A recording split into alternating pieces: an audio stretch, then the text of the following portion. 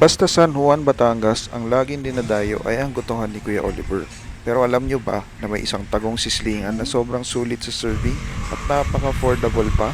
May only Java rice, only gravy at may free iced tea pa. Ikaw na ang kukuha. At ang mga sinubukan namin dito ay ang kanilang mga combo meals kung saan may dalawang ulam ka na, only Java rice ka pa at only gravy. Isang Hungarian sausage at burger steak at ang burger steak naman at ay sisig na combo. Sobrang juicy ng burger steak at ang sarap pa ng patty. Tapos yung sisig naman nila ay mapapa-extra rice ka talaga.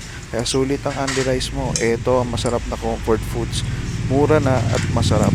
Siguradong busog ka pa. Kaya naman ang tito nyo, napa-extra java rice pa at napa-extra gravy pa. Sige ang kain, baka ma-high blood at marayuma. At syempre di dyan nagtatapos dahil sa sarap ng ulam nila na pa-take out pa tayo mga katito.